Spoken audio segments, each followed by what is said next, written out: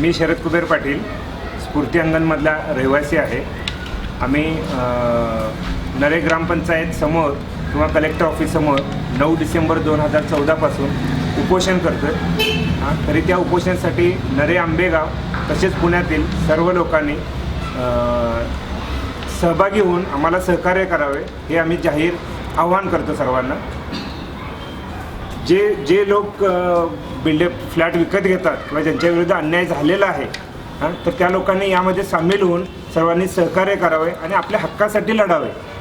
हे आमचा लढा का फक्त आमचा एका बिल्डिंगचा नाही आहे, तर हा सर्वांचाच आहे। जे लोक फ्लॅट घेत आहेत किंवा घेणार आहेत किंवा जे घेतलेले आहेत आणि जे अनधिकृतरित्या राहत आहेत किंवा फ्लॅट घेत आहेत तर त्यांच्या विरुद्धचा हा लढा आहे। हा लढा काही इंडिव्हिज्युअल नाही आहे, तर सर्वांनी या लढ्यामध्ये सामील होऊन आपल्या हक्कासाठी लढायचं आहे।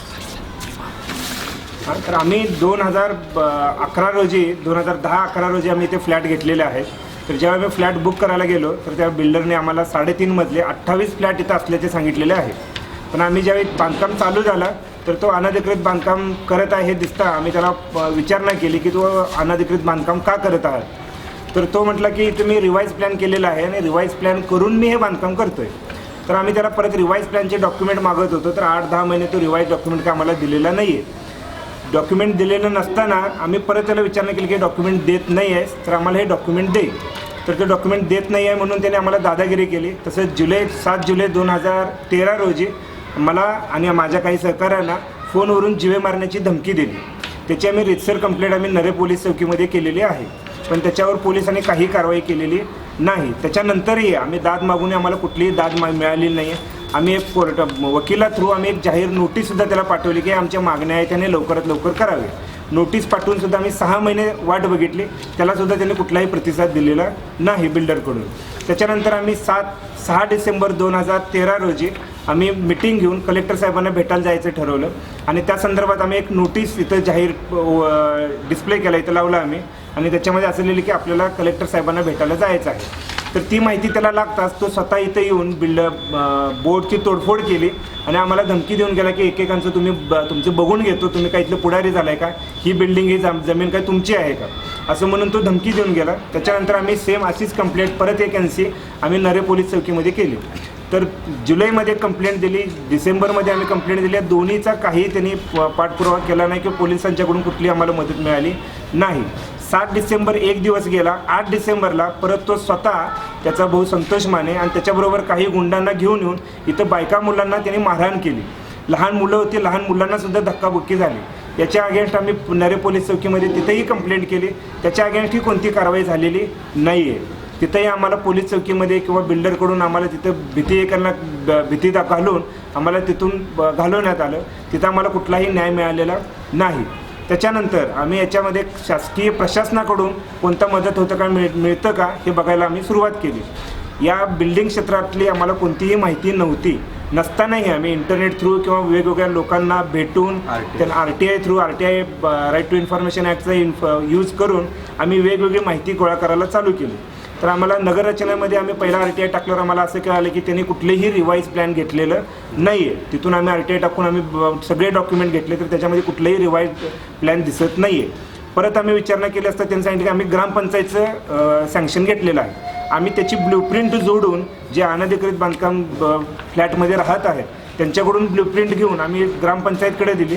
तर ग्रामपंचायतनेही आम्हाला लेखी उत्तर दिलेलं आहे की या ब्ल्यूप्रिंट आम्ही सँक्शन केलेलं नाही आहे, ग्रामपंचायतकडून कुठलीही आम्ही सँक्शन दिलेलं मिटिंगद्वारे कुठलीही सँक्शन दिलेलं नाही आहे। तर ते सुद्धा आम्ही माहिती अधिकारखाली डॉक्युमेंट काढलेलं आहे।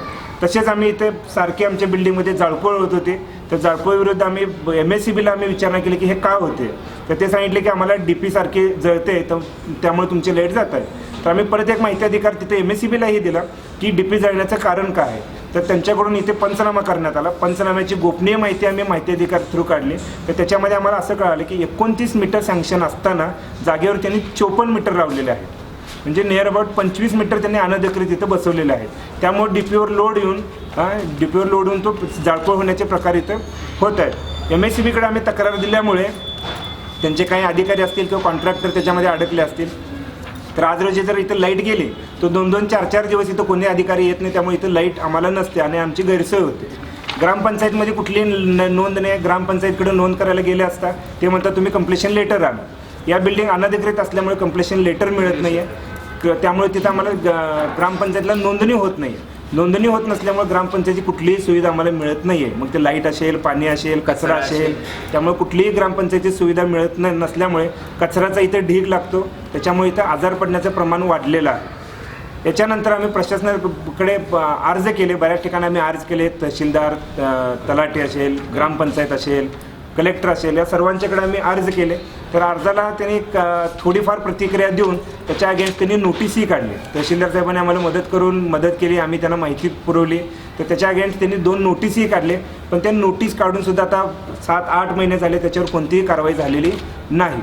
आणि तसेच कलेक्टर साहेबांनाही आम्ही नोटीस अर्ज दिले होते, त्याच्यावरही कोणती कारवाई झाली नाही.